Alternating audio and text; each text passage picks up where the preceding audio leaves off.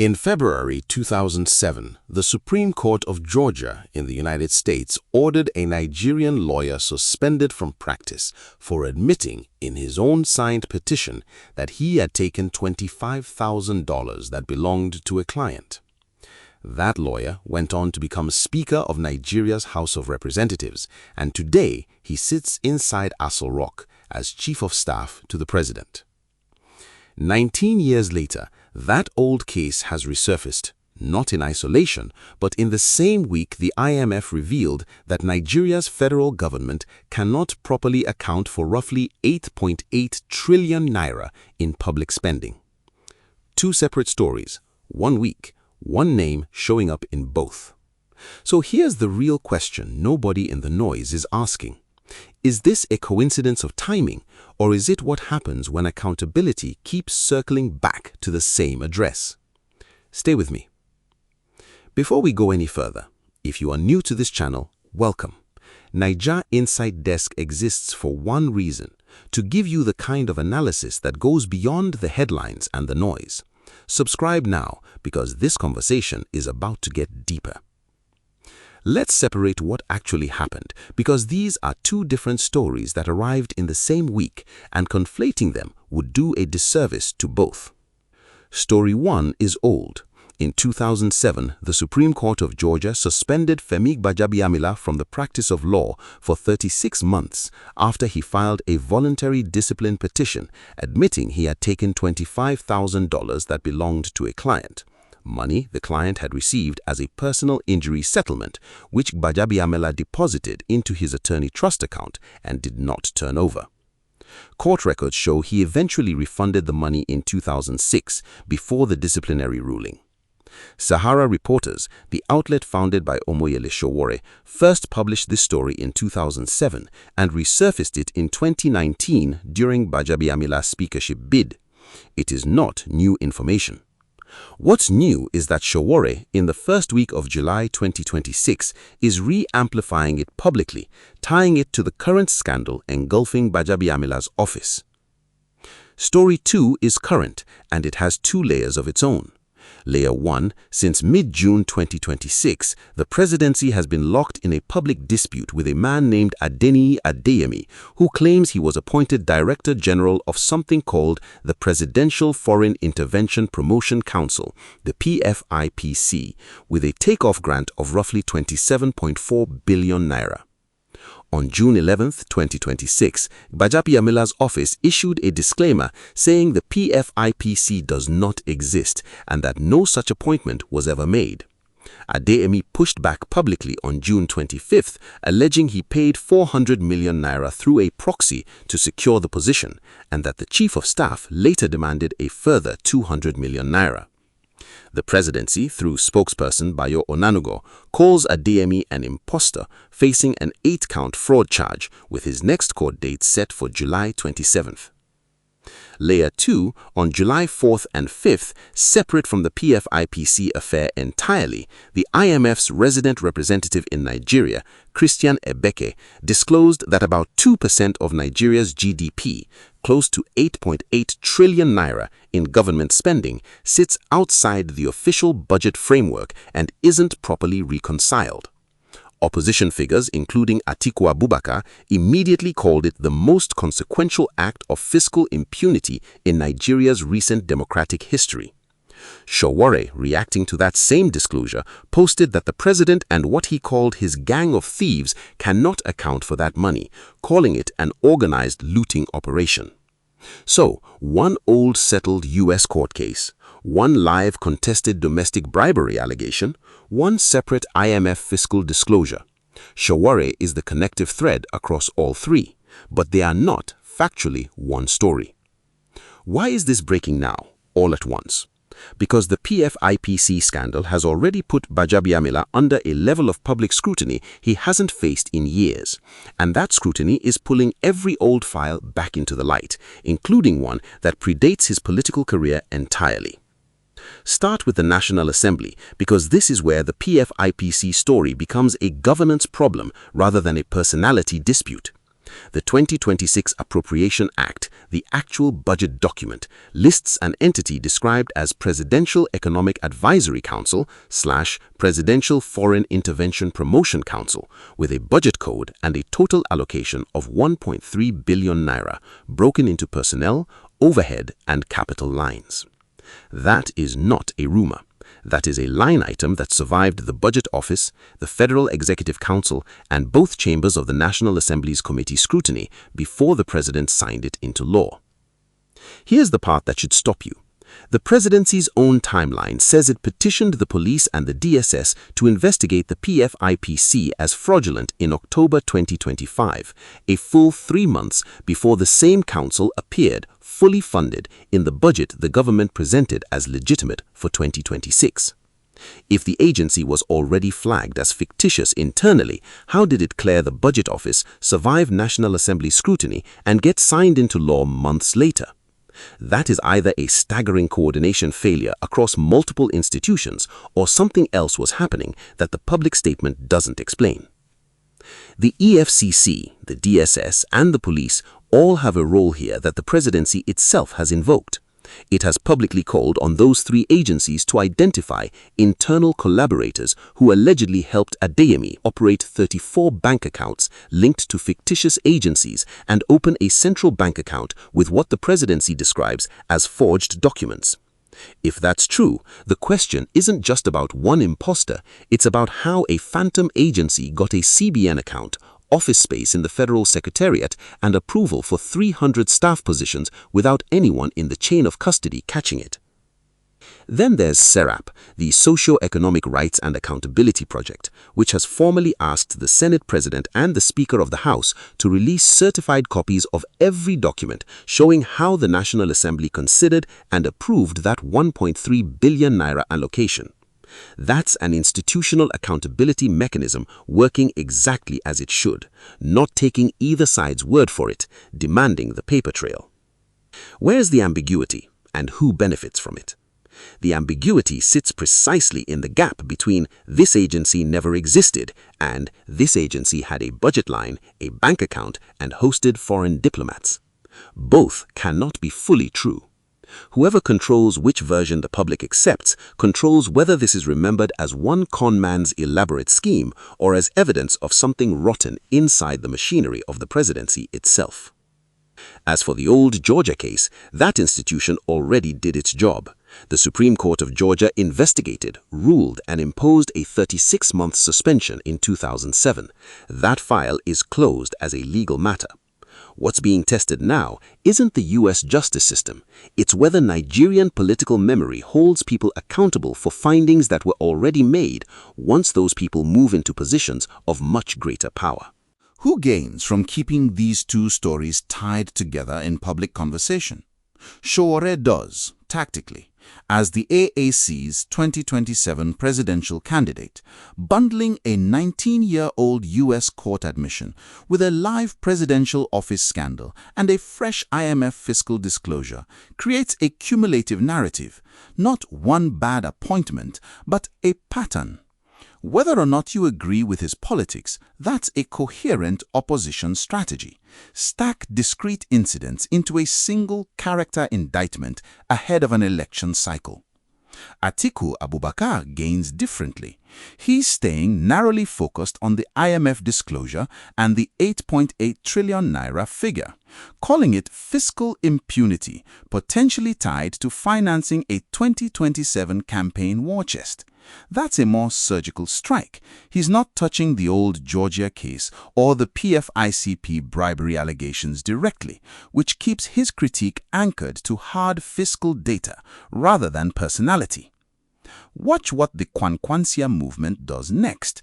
They've already said this has gone beyond the actions of one individual. That's a significant break in tone from a bloc that has at various points aligned with the ruling coalition. Why that shift and why now? We'll come back to that. Who loses?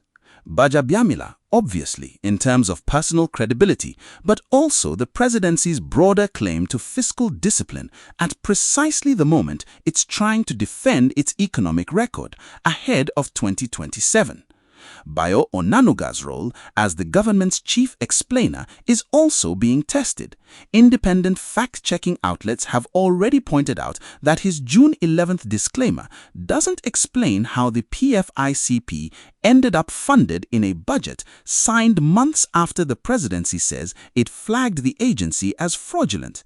When your own spokesperson's timeline doesn't fully reconcile, that's a credibility cost that compounds with each new statement. The PDP's position is worth noting for its structure, not just its content. They've said that whichever version of events is true, Adeyemi's bribery allegation or the presidency's imposter claim, the outcome is damaging to the government either way. That's a smart opposition framing because it doesn't require them to prove which account is correct. It just requires both plausible outcomes to be bad for Tinubu. And who is conspicuously quiet? The Nigerian Investment Promotion Council, the actual legitimate agency whose complaint about PFIPC allegedly triggered the original investigation, hasn't had much public voice in this cycle beyond that initial complaint. Given they're the institution whose mandate was reportedly being duplicated, their relative silence since is notable. Start with the money, because 8.8 trillion naira in unreconciled off-budget spending isn't an abstraction. The IMF itself, through Christian Ebeke, attributed part of that gap to large government projects executed outside the official budget framework, which by definition means those projects escaped the National Assembly's scrutiny every other budget line has to survive. That has a direct bearing on debt sustainability calculations because Nigeria's actual fiscal deficit is larger than the officially reported figure once that off-budget spending is factored in. For federal-state power balance, this is fundamentally a federal-level institutional story, the Presidency, the National Assembly, the Budget Office, so it lands on every Nigerian regardless of state or region in the sense that budget integrity at the center affects every subsequent federal allocation, including statutory transfers to states. For ordinary Nigerians below the poverty line, the practical translation is blunt. Naira committed to unclear or unreconciled spending lines is Naira that isn't transparently tracked towards the things that show up in daily life: subsidy reforms, minimum wage implementation, infrastructure. It doesn't automatically mean money was stolen. The IMF was careful not to use that word, but it does mean the government's own accounting of where public money goes has a trillion naira scale gap that even the government's own international lender partner is flagging. Here's the uncomfortable symmetry. In 2007, a Georgia court found that $25,000 belonging to one private individual couldn't be properly accounted for by the man who now holds one of the most powerful unelected positions in Nigeria's federal government. In 2026, the IMF is flagging that 8.8 trillion naira belonging to the Nigerian public can't be properly accounted for by the government that same man serves at the highest level. The dollar figures are wildly different in scale, but the structural question, where did this money actually go and who's accountable for tracking it, is identical. Security implications are more indirect here. This is primarily a fiscal and institutional integrity story, not one that emboldens armed non-state actors directly. But erosion of trust in budget transparency does feed a broader public cynicism that opposition and civil society groups have flagged as corrosive to democratic buy-in generally. The IMF's involvement here matters beyond the number itself.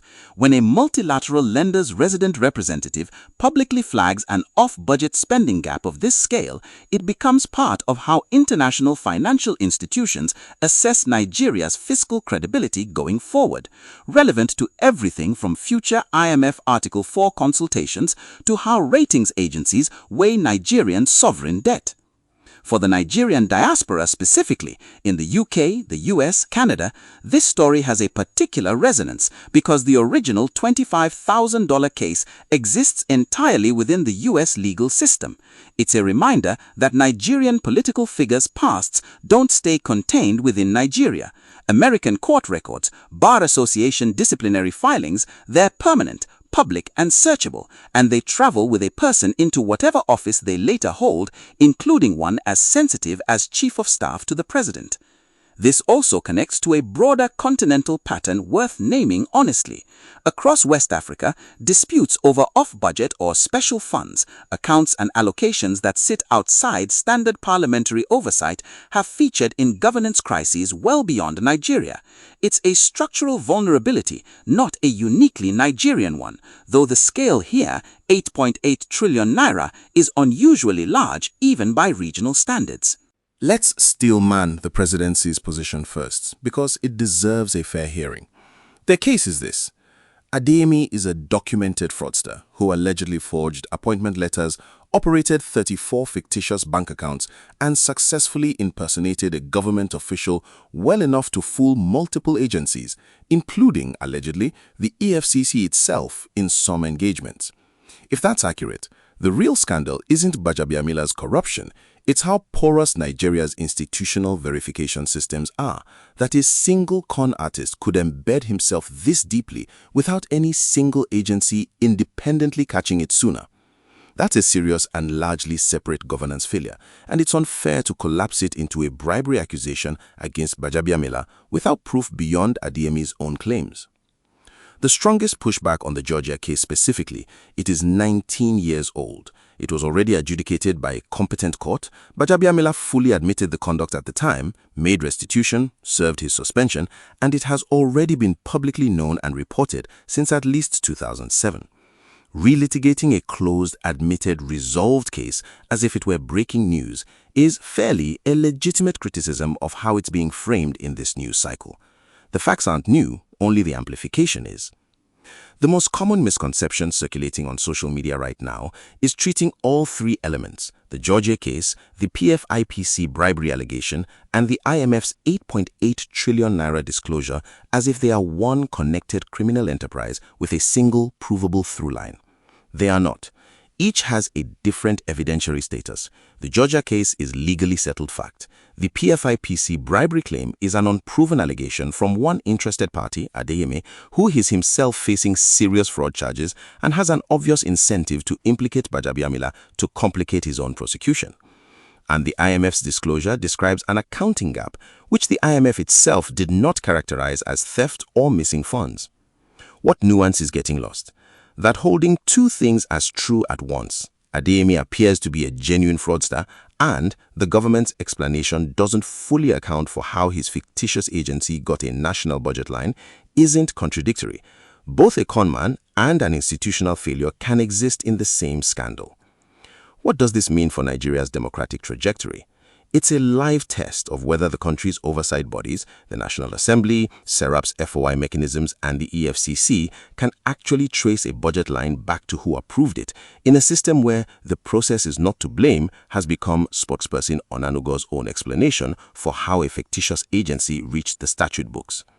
Three likely next moves.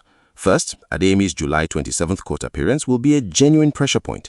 Expect his defense team to lean further into the "if I don't exist, explain the budget line" argument, because it's the single most reproducible, document-based claim he has, regardless of what else is proven or unproven about him personally.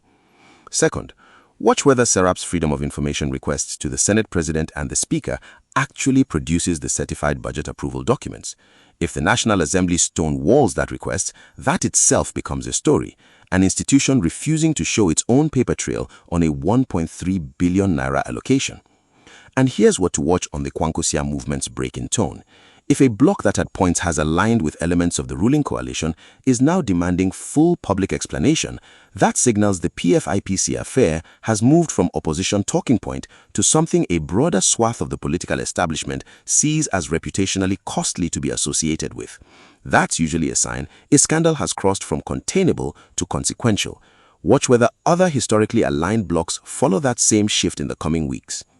Third, expect Sowore and other 2027 candidates to keep stacking these threads together rhetorically, regardless of their differing evidentiary weight.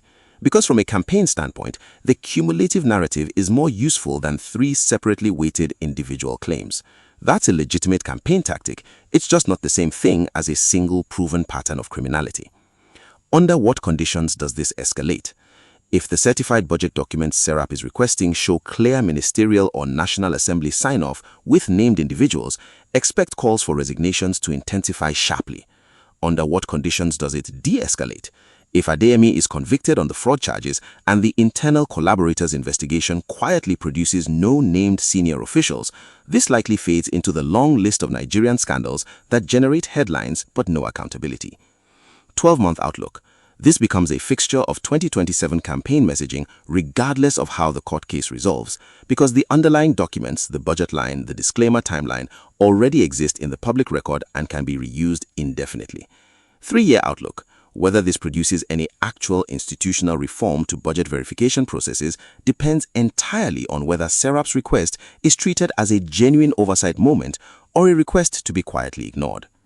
So back to the question from the top. Is this a coincidence of timing, or is it what happens when accountability keeps circling back to the same address? The honest answer is more precise than either option. The Georgia case and the PFIPC scandal are not the same allegation resurfacing. They're two separate, differently weighted stories that happen to share a name surfacing in the same news cycle, because that name is currently under more public scrutiny than it has faced in nearly 2 decades. The IMF's 8.8 trillion naira disclosure is a third, entirely independent thread, connected only by the political actors choosing to invoke all three in the same breath. What we can say with confidence is one court 19 years ago found that $25,000 couldn't be accounted for by a man who now holds one of Nigeria's most powerful unelected offices. Today, a multilateral lender is flagging that trillions of naira can't be fully accounted for by the government he serves. Whether those two facts are connected by character, coincidence, or simply the scale of scrutiny that comes with proximity to power, that's not something this video can settle for you, but it's the question worth sitting with. Tell me in the comments, does the old Georgia case actually belong in this conversation, or is it a distraction from the PFIPC and IMF questions that matter more right now? I want your honest read, not the easy answer. If this analysis gave you clarity, not agreement, clarity, share it with one person who needs to understand what is actually happening. Like, subscribe, and I will see you in the next one.